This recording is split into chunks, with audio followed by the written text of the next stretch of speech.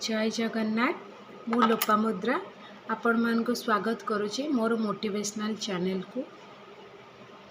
आज आउ गोटे कहानी मु नहीं आसी जहाँ आम भक्ति को केमती दृढ़ रखा निहाती दरकार, केमती भगवान को ऊपर आम दृढ़ विश्वास रखा दरकार। ताहले चलतु शुणा ये कहानीटी। गोटे दिनर कथा। प्रभु श्री जगन्नाथ आ माँ रुक्मणी दी जन एकाथरे बसी था। प्रभु को खाइबा दो था। माँ प्रभु दीटा खाइबा नहीं था पाटी को। हठात अतव्यस्त देखागले आ दौड़ी के पड़े गले। फिर किछि समय पर से मन दुख करी बसले आउ खाइबा खाइले।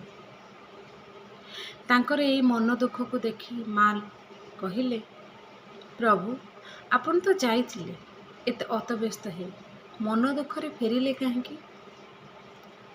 प्रभु स्मित हास्य दे उत्तर देले, जाइथिले तो मोर गोटे गरीब दुखी भक्त जी एई राजधानी रे वीणा वादन करी मोर नाम गुण करथावे, किंतु लोक माने ताको पागल बोली भाबी ता पाखो इटा पत्थर जहा जहा हाथ को आसिला फोपाड़ी चली थांते।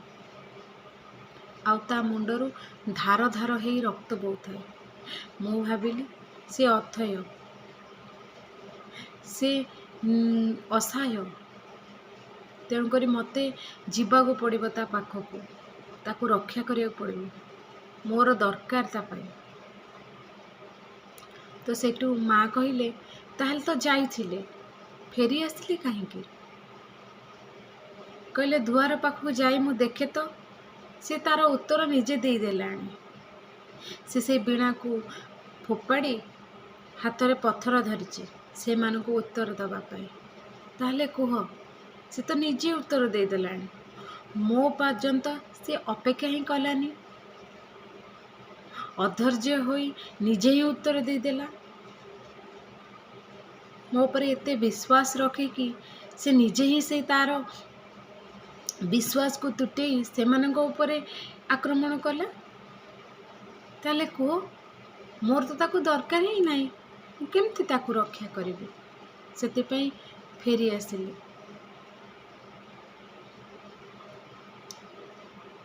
मो पर एते अगाध विश्वास रखिला परे भी से मो पर्यंत अपेक्षा कलानी।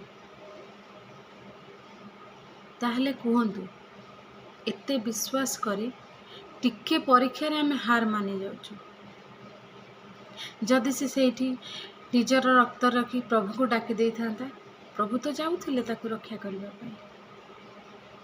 तेणु करी आम भक्ति आ विश्वास को दृढ़ करबा कथा। केबे भी भाबिबानी जे प्रभु आम कथा सुनु नांती।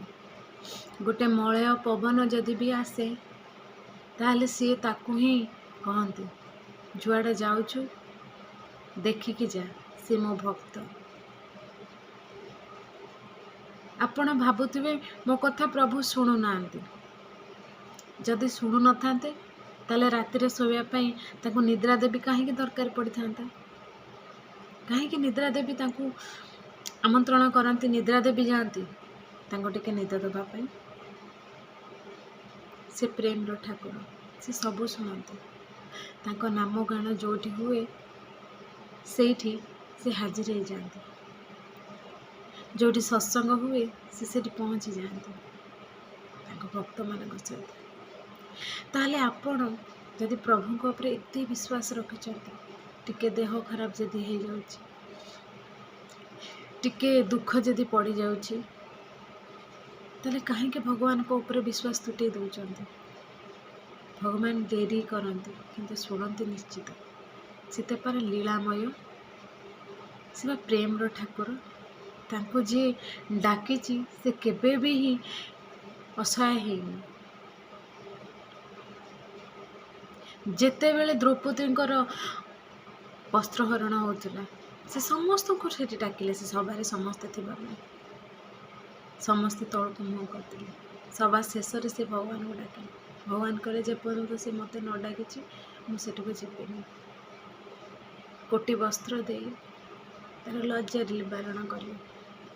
ତାହେଲେ ଆମେ ଯଦି ଭଗବାନଙ୍କ ଉପରେ ସେମିତି ବିଶ୍ୱାସ ରଖିବା, ବିଶ୍ୱାସକୁ ସୁଦୃଢ଼ ରଖିବା, ତାଙ୍କ ପରୀକ୍ଷାରେ ପାସ୍ ହେବା, ନିଶ୍ଚୟ ସେ ଆମକୁ ମିଳିବ।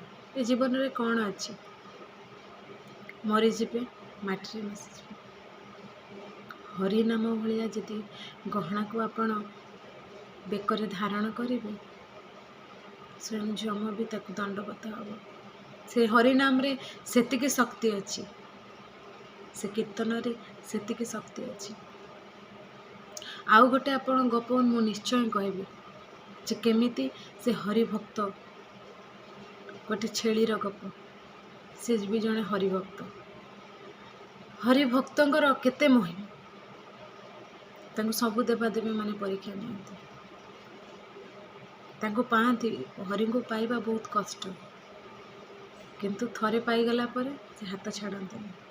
ତାହେଲେ ମୋର ବିନୀତ ଅନୁରୋଧ, ଆପଣମାନେ ସବୁବେଳେ ଭଗବାନଙ୍କୁ ଡାକୁଥାନ୍ତୁ।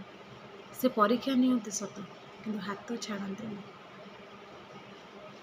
ଭଗବାନ ନୀଳାମୟ ପ୍ରେମର ଠାକୁର। ପ୍ରେମରେ ଯିଏ ତାଙ୍କୁ ଡାକେ ସେ କୋଳି ବି ଖାଇଦିଅନ୍ତି। ମୁଁ ନିଜେ ଭଗବାନଙ୍କୁ ଚକୋଲେଟ୍ ଦେଇଛି ପ୍ରେମରେ। ଭଗବାନ ତାକୁ ଗ୍ରହଣ କରିଛନ୍ତି।